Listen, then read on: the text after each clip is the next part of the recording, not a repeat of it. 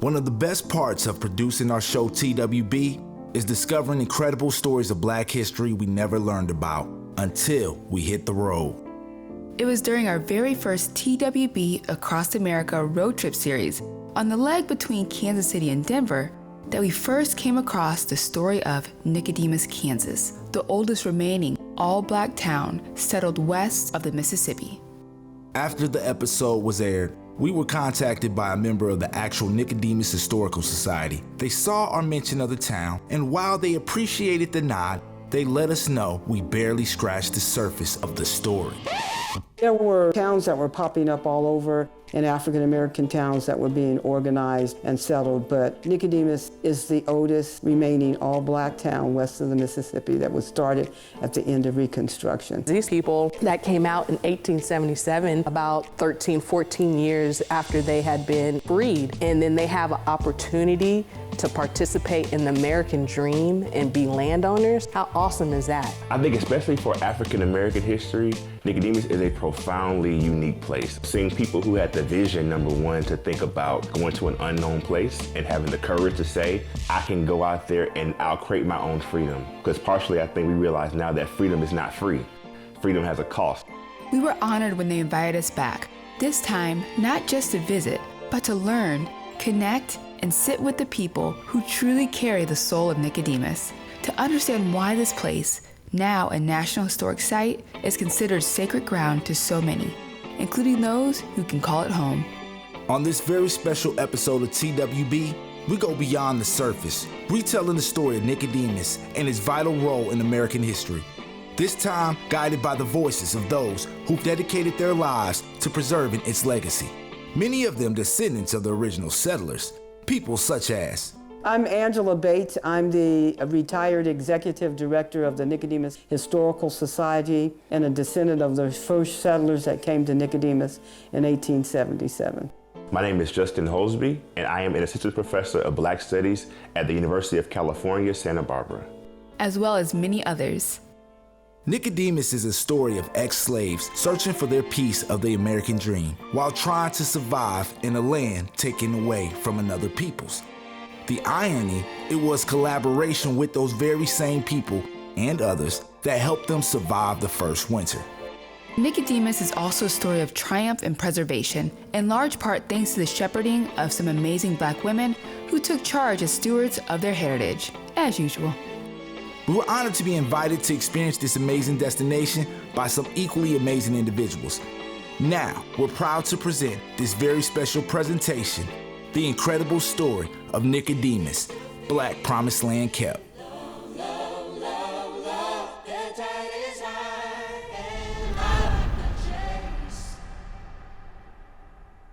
There's something spiritual about Nicodemus. You can feel it in the air, in the land, just standing there. We felt it on our first visit, and again even more strongly when we returned. Even within the origins of Nicodemus, you can find subtle hints of the spiritual connection to this place, such as the town being located near a river named Solomon, or the fact it was founded by 4 Black ministers who recently realized a miracle being freed from a life of slavery in America. Even the name Nicodemus comes from the Bible. In the book of John, Nicodemus was a Pharisee curious about Jesus, a symbol of stepping into belief. For those ex-slaves who founded this town, it meant that and so much more. Nicodemus was a town that was conceived by W.R. Hill, the white town speculator and a land agent for the railroad, and a Black homesteader, W.H. Smith, and they created 2 towns. The very first one was Nicodemus, which was going to be established by African-American homesteaders. Yes, homesteading. See, towns like Nicodemus's ability to settle the West was made possible thanks to 2 very important laws, both which were game changers for Black Americans. Signed into law by Abraham Lincoln, the Homestead Act of 1862 granted free land to American citizens willing to live on and improve the land for 5 years. This law allowed countless of American citizens to obtain the dream of land ownership, which by 1868 included formerly enslaved African Americans thanks to the ratification of the 14th Amendment. Like most African Americans of the time, the original group of black pioneers would settle Nicodemus. Land ownership was only part of the attraction. They chose Nicodemus primarily because it offered them an opportunity to experience freedom, not in the war-torn Jim Crow South. So the lure of the land and the idea of being able to experience freedom in a way that it would not have been there in the South was what really prompted them to go. You have a lot of towns that came into existence that were a part of what they call the mass exodus. The Great Exodus, also known as the Exoduster movement, was the migration of African Americans from the South to Midwest states like Kansas, the heaviest influx beginning in 1879. And so if you look at Kansas in particular and established places like Dunlap, Kansas, which was established by a man named Pap Singleton, who considered himself the father of the big Exodus. So you're talking Nicodemus 2 years before the actual official Exodus out of the South. It was in Kansas where W.R. Hill and W.H. Smith would meet with the other founders of the black homestead Nicodemus, and where they would get the idea on where to go for the people who would settle the town. They went to Topeka and met 4 ministers and collaborated and created the Nicodemus Town Company. And they said, where are we going to get people to settle here? And they said, well, let's go back home. And home was Kentucky. So they went to the central bluegrass area of Kentucky, went to the churches and solicited people to migrate west and become homesteaders. $5 would ensure their transportation to Nicodemus as well as the town lot, a substantial investment for former enslaved African Americans for the time. But they would soon discover that coming up with the funds were only the beginning of the obstacles to come. Even surviving the horrors of slavery and scraping together the money to pay their way didn't prepare the homesteaders for what they would encounter in Kansas. Well, it took a few years for Nicodemus to actually reach its peak. Really, it took about 5 groups of people that actually came. The big groups were the first ones that were solicited from the central bluegrass area, and they came September of 1877. The moment they stepped foot off the train within the state, the Nicodemus-bound settlers would be hit with the frontier's first dose of harsh reality. This is Ellis, Kansas, where they got off the train. They brought the group out in September of 1877, and then they had the 35-mile trek across the Saline Valley and the Graham County Valley, Solomon Valley. The path they took became known as the Ellis Trail. For the first group of Nicodemus pioneers, the trail wasn't paved or even visibly marked by people. Nope, they followed the land. They used nature's landmarks.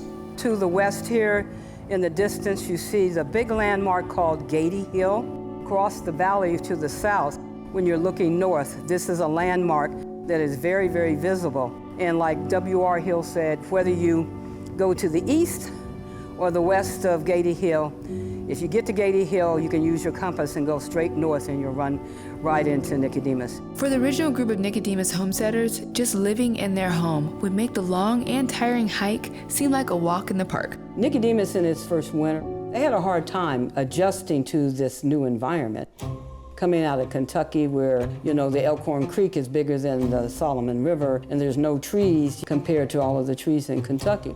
So the environment was drastically different. And so to adjust to that environment, even in terms of living conditions, was very hard for them. And so they ran out of supplies almost immediately. Yes, it was bad for the first group of black pioneers, but the bleak situation did lead to one of the most beautiful moments in Nicodemus and American history. While the Homestead Act was a positive for so many underrepresented citizens of the country, another truth is that it displaced hundreds of thousands of Native Americans. That's why what occurred between the first group of Nicodemus homesteaders and the Potawatomi people was so remarkable. So they were running out of supplies very, very quickly. And during that winter, the Potawatomis were given permission to leave the reservation there just north of Topeka to go on their last buffalo hunt, see if they could find a buffalo herd. And they did. And on their way back, they traversed through the area and discovered the settlement of Nicodemus. They spent the night away from the town and had a little meeting and decided they were going to actually share their game with the people of Nicodemus. And so they gave them some of the buffalo meat, and then they taught them how to make wigwam housing. Several of the guys stayed on afterwards to assist the people, and then they eventually ended up back on the Potawatomi Reservation. And when they did that, they said that they honored them because they had done something so special as to help the people. So they were considered the Samaritans of the Plain, and that's a part of their history. Many feel that the land Nicodemus sits on has a spiritual connection to those who encounter it, including some Native Americans. And considering what happened in Nicodemus more than a century later, there must be some truth to it. Once we became a National Historic Site in 1996, one of the very first things that the Park Service did was stabilize the AME Church. So they put out a notice within the Park Service to get Park Service personnel that were Masons to work on the building. The day they showed up, there was about 6 or 8 of them, and they were all Native Americans except for maybe one. I was shocked. None of them knew each other. I said, wow, isn't this amazing? You guys were here to save us from starvation in that first year, and now you guys are back after the designation to help us preserve this place. For me, I think it reveals the fact that in the United States, oftentimes there's this idea of manifest destiny, which is kind of where the white man came and took over everything and he now owns it. And I think understanding this experience of people who were enslaved, who really became citizens as a result of abolition of slavery, essentially. So their way of thinking about moving out west was different. It wasn't about trying to conquer indigenous people with manifest destiny. It was about, no, we're trying to figure out what freedom can look like for us here and live in communion with people who were here prior to settlement, which is a reason why even from their inception of this place and to this day, the community here has kept those relationships really strong with indigenous peoples in this area. The collaboration and assistance was a major key for that first group of homesteaders to Nicodemus. And it wasn't just from the indigenous peoples. The Walzes, a local white family who owned the farm that the homesteaders passed through on their way to Nicodemus on the Ellis Trail, provided water as well as vital supplies during the first winter. After surviving the initial winter, along with a few more waves of people, Nicodemus would eventually grow. The next group came in the spring of 1878. And then the third big group came in 1879, and other people trickled in. And in its heyday was right before the railroad. As we've seen in our travels, the railroad played a huge role in shaping the Black experience out west. Sometimes it created opportunity. Other times, like with Nicodemus, it marked the beginning of economic decline. Hill was a land agent and knew they were going to be laying track along the Solomon River. The engineer, Virgil Bogue, said, no, we're going to build a town 4 miles west of Nicodemus and name it after me. And that's when the town of Bogue came into being. Because this was a railroad town, the bank from Nicodemus came over, several of the businesses did. That was the beginning of the economic demise of Nicodemus. Despite the economic downturn, Nicodemus's influence on America was deep and far-reaching, with notable Americans whose roots started in Nicodemus and that are icons in everything from culture, sports, and even government. Nicodemus has produced all kinds of folks that have made a major impact. We have 6 NFL football players that have their roots in Nicodemus, Gale Sayers and Verl Schweitzer, who integrated the Green Bay Packers. And I'm related to all of them.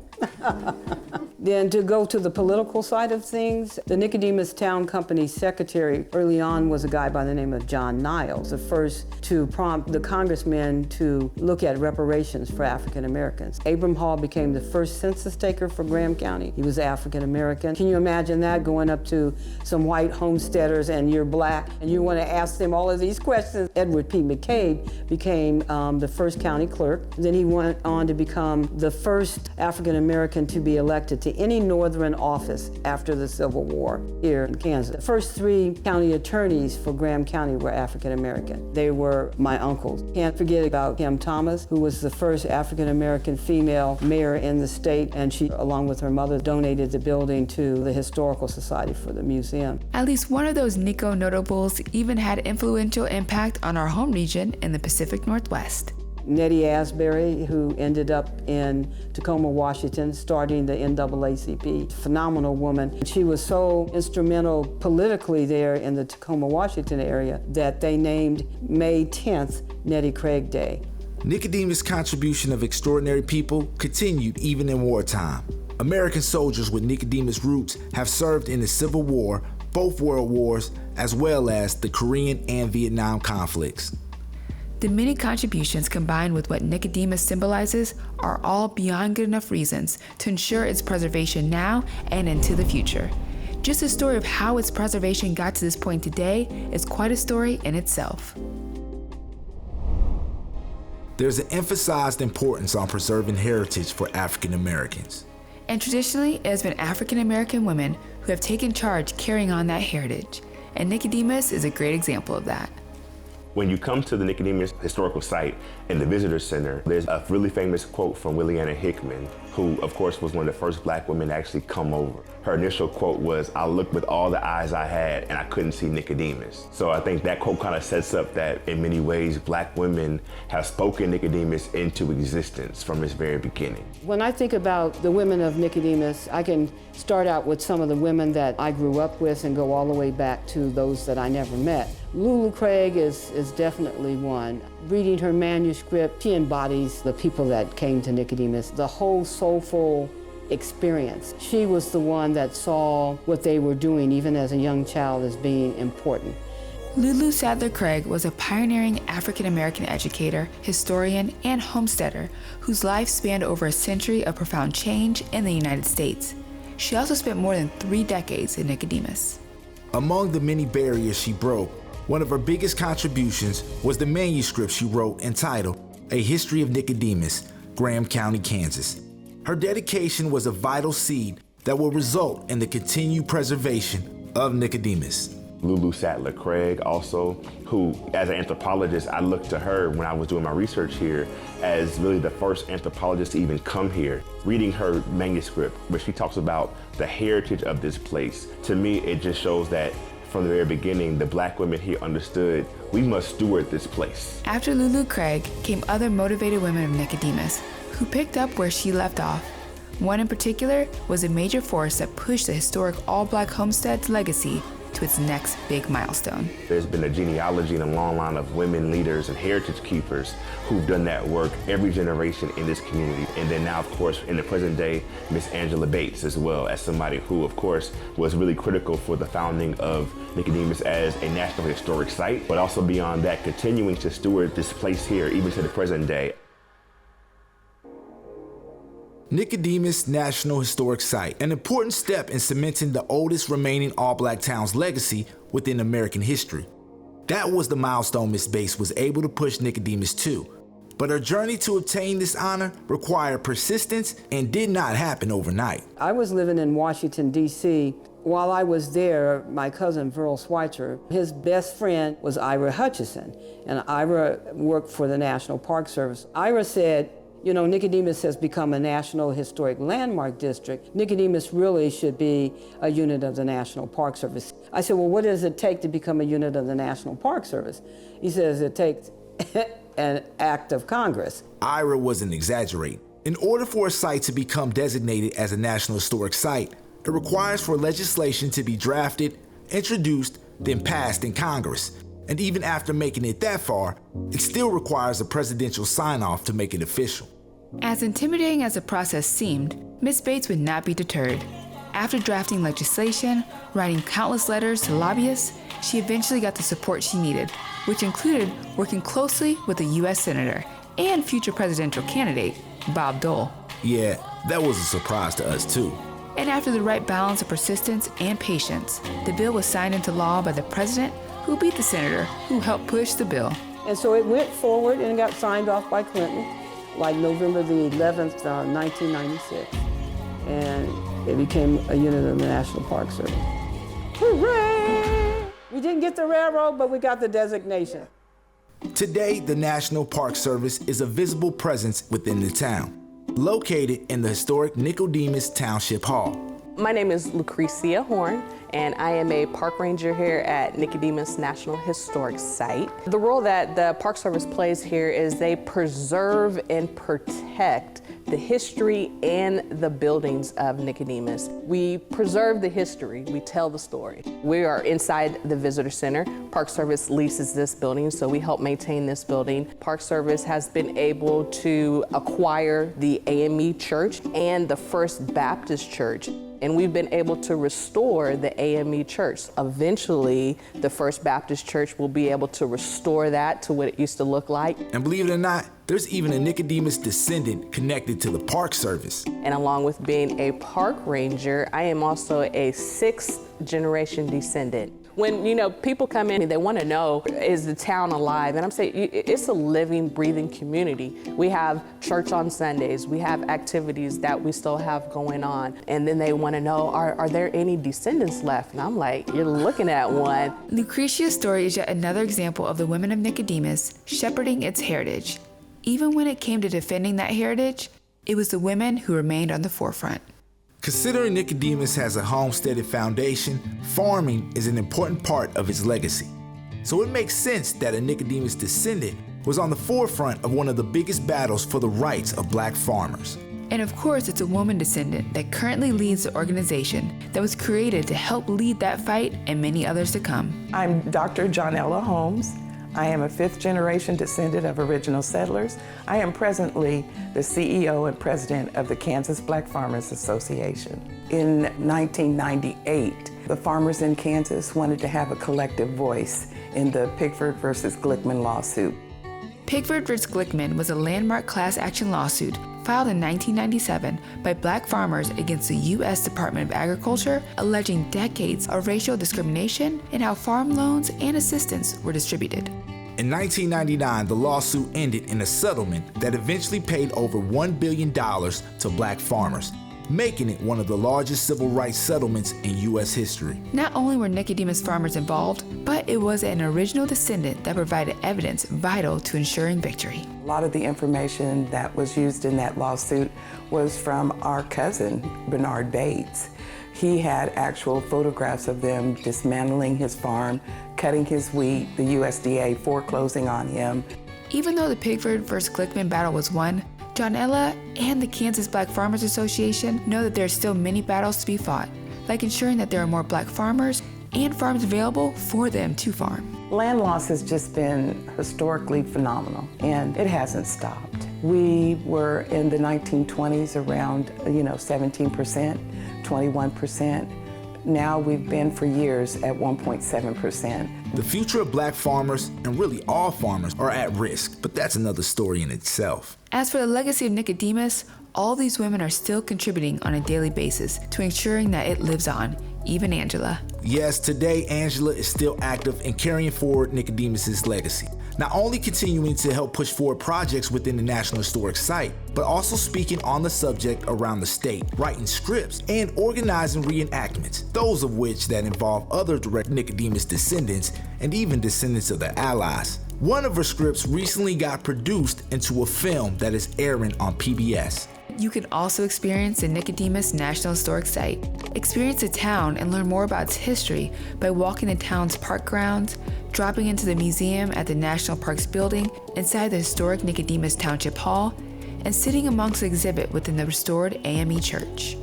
Before you even get to Nicodemus, start in Ellis, where markers trace the path of the original settlers. This history is alive, not just in artifacts, but in the people who still call this place home. And no matter where they go, they always seem to return. Hello, my name is Marilyn Sayers-Gray, and I am a 5th descendant of Nicodemus, original settlers of Nicodemus.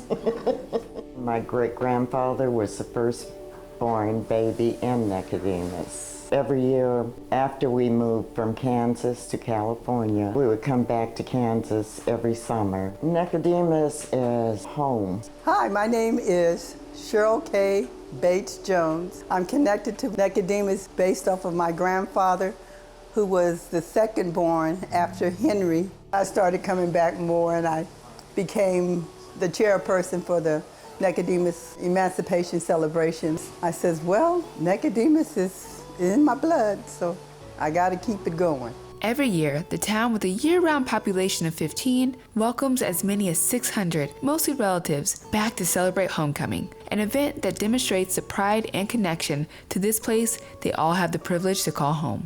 Even Professor Hosbey, who first came here as a grad student and has become like family. I first came to Nicodemus when I was in graduate school in 2010. I was doing my master's thesis on the Black women and their role in heritage preservation here in Nicodemus. Since that time period, I just fell in love with the town. I fell in love with the history. I fell in love with the people that are here as well. So for me, it's been really a homecoming in a sense, but also just I have fond memories here, and I'm really dedicated to doing my part to preserve the heritage here in this place. Nicodemus is truly a special place. Yes, we could feel it the first time we randomly stopped in on a road trip, but this time it was different. The feeling was deeper. Actually standing on the Ellis Trail, looking out over the vast open land, imagining how it must have felt for those first settlers who were formerly enslaved people, armed only with their faith. The feeling was powerful. Spending time with actual descendants, witnessing their pride, their commitment, their love for this land and its story. We truly wish that you take the opportunity when rolling through Kansas to just venture off of Interstate 70 and visit Nicodemus to experience this sacred site. It's no secret that in this current time in our nation's history, it's especially important to do what we can to help preserve legacies such as that of Nicodemus, and visiting these sites can help. Check the links or go on our website for more information on ways to support, as well as more information about visiting Nicodemus. Not that they're worried. We hope we can hold on to that designation. Yeah. But, you know, whether we do or not, it doesn't matter, because we were here before there was a designation, and it was not contingent upon the Park Service. And we'll continue to tell our story. Miss Bates, we don't doubt it. Thanks again to Miss Bates, the other descendants, and the Nicodemus Historical Society for inviting us back and their welcoming hospitality. Ultimately, they were right. When we first stopped by, we didn't even scratch the surface of Nicodemus. But after this visit to Kansas, we realized that even with Demas, we haven't scratched the surface of fascinating Black history within this state. We might have to come back. We hope you enjoyed this special presentation of TWB Presents. Until next time, beautiful people, stay up, stay true, and do you.